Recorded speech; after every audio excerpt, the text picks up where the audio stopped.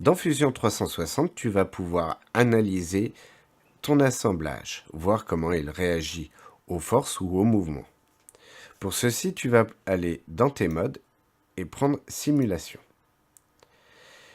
Tu peux créer des simulations donc de chaleur dues par exemple aux frictions entre les différents objets, les chaleurs de l'objet elle-même par rapport à ses propriétés physiques de matériaux,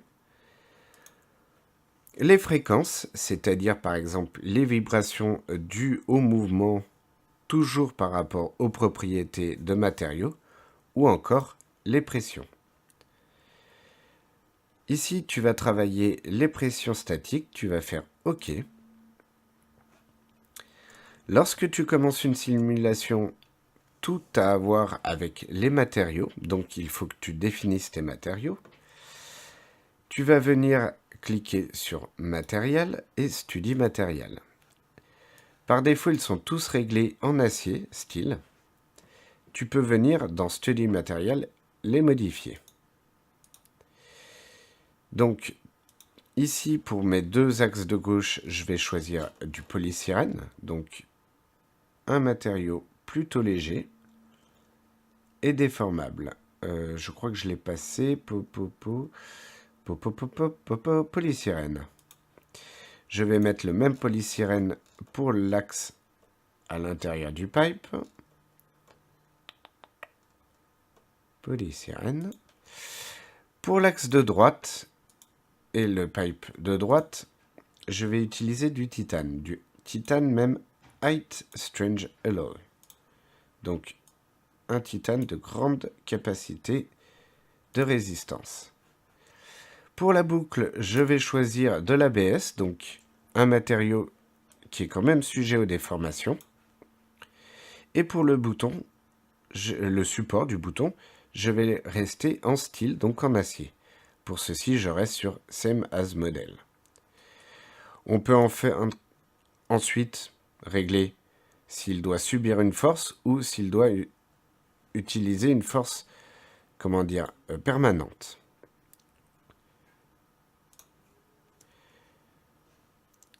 Une fois que tu as réglé tes matériaux, tu vas régler les contraintes. Donc la première contrainte est de régler l'élément qui ne va pas bouger, par exemple ici cette face, comme si elle était en contact avec le sol ou avec un autre élément. Dans les contraintes, tu as des contraintes fixes, de rotation, de friction et les prescript displacement. Alors, le pin, donc, comme je te le disais, ce sont les axes de rotation. Les frictions s'effectuent essentiellement lorsque deux objets se touchent et vont bouger l'un par rapport à l'autre.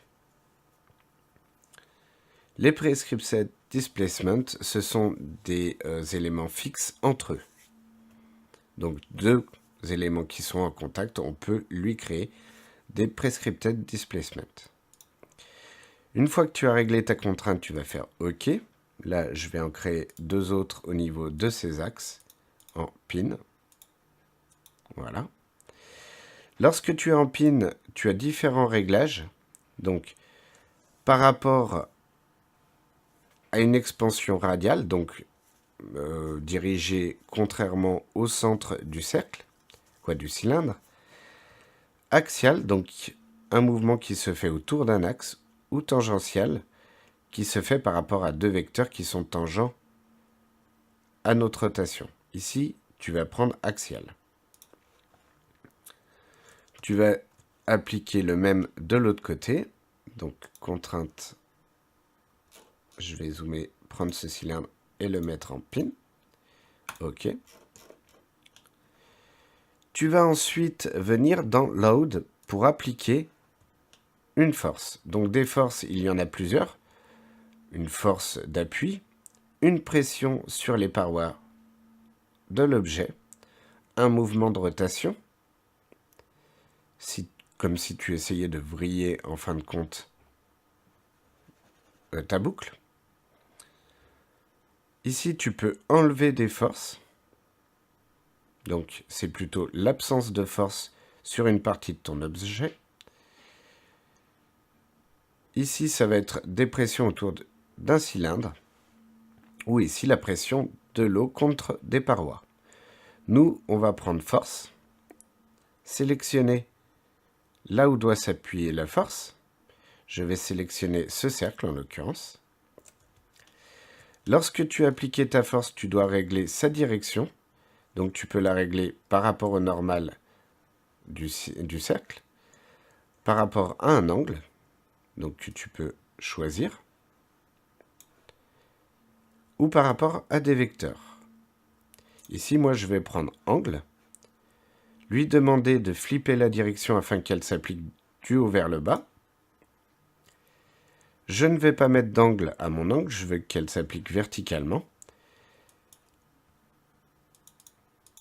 Et je vais lui mettre une magnitude de 50 newtons, à peu près la force de ma main sur la boucle. On vérifie les unités. Ici, je vais rester en newton, mais il existe d'autres unités. Et tu vas faire OK. Alors, si je lance maintenant la résolution, je risque d'avoir des problèmes. Je vais te montrer en venant cliquer sur Solve pour résoudre ma simulation. Ici, tu as un warning orange. Lorsque tu as des warnings rouges ou orange, tu peux voir le problème en cliquant sur Repair.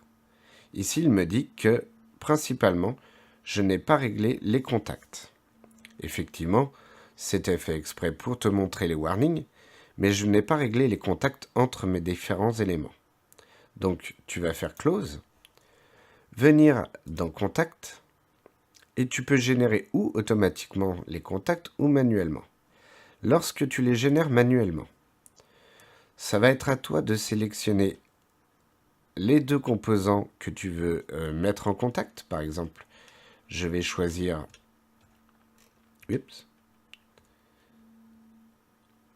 ici mon pipe intérieur que je vais mettre en contact avec mon support du bouton. Puis je vais sélectionner les parois qui vont être en contact. Donc je vais prendre la paroi extérieure de mon pipe qui va être en contact avec la paroi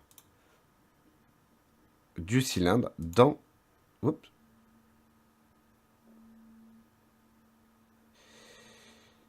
Alors, contact bond.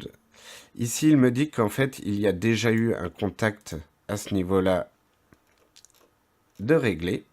Donc, je ne vais pas le refaire. Mais il aurait suffi que je sélectionne la dernière surface pour que ça fonctionne normalement. Comme je l'ai déjà réglé, je vais faire Cancel. Pour être sûr d'avoir des contacts partout, on peut aussi générer automatiquement. Et dans ce cas-là, tu n'as rien à faire. Il suffit de cliquer, de régler la tolérance de détection des contacts. Donc 0,1, c'est plutôt pas mal, surtout qu'on est sur des pièces très petites. Je vais faire Generate. Une fois que j'ai généré, je peux voir la liste de mes contacts en cliquant ici sur Manage Contact. Les contacts sont tous réglés en bond. On peut voir qu'il y a plusieurs types de contacts. Les séparations, donc deux objets qui vont avoir tendance à se séparer. Le sliding pour avoir deux objets qui ont tendance à glisser l'un par rapport à l'autre. Le bond pour du contact pur d'appui. Ici, on veut juste analyser les appuis et les déformations issues de cet appui, donc on va rester partout en bond. On peut faire OK. Et maintenant, je peux venir résoudre en cliquant sur Solve ma simulation. Tu peux voir que mon statut a changé du orange au vert. C'est très bien. J'ai la possibilité de résoudre ma simulation en cloud ou en local. Attention, en cloud, cela a un coût de crédit. Tu as le coût à gauche en vert et les crédits qu'il te reste à droite. Donc, tu vas te mettre en local et cliquer sur Solve. Alors, ce qui est bien, c'est qu'en cloud, souvent, on a une fenêtre qui nous dit où il en est de la simulation. Là, nous n'en avons pas. La seule, on va dire, alerte, c'est que lorsque tu cliques, tu vas avoir le petit son de Windows qui va te dire non, c'est pas possible. Donc, tu dois attendre pour voir la simulation de tes forces. Une fois qu'elles sont bonnes, il te les affiche grâce à des codes couleurs, à une échelle de couleurs. Tu peux venir sur cette échelle, bouger les flèches en haut et en bas pour garder affiché, par exemple, que ce qui est entre les valeurs 15 et 13 au niveau du facteur de sécurité. Tu peux voir une échelle par rapport aux tensions, aux déplacements qui vont s'effectuer sur ta pièce. Donc ici, il y a très peu de déplacements au niveau des axes, mais beaucoup de déplacements au niveau de mon appui. Tu peux le constater par rapport à ta ligne d'origine. Tu peux voir aussi les réactions entre les différentes... Ah ouh là, ça a bougé un peu rapidement. La réaction entre tes différentes forces et tes interférences, ici. Donc, la plupart des forces vont venir s'appliquer au niveau de ton axe. Donc, ce qui risque de casser, c'est ici. Tu peux voir aussi les pressions.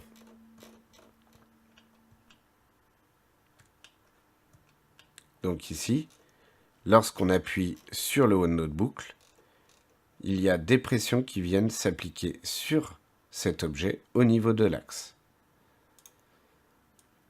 On peut ainsi voir aussi avec le stress, donc les tensions, que les tensions s'effectuent au niveau de ton appui, sur les arrondis de ta boucle, mais aussi au niveau des appuis. Donc, où est-ce que risque de lâcher ta pièce? C'est principalement au niveau de tes axes. Ici, si tu appuies trop, tu risques d'avoir des cassures aussi au niveau des arrondis de ta boucle.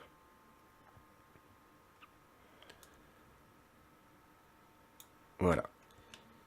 Ici, c'est tout ce qui devient risqué. Et encore plus risqué, c'est ces parties-là.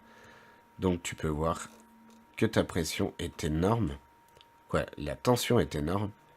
Vraiment autour de l'axe de rotation.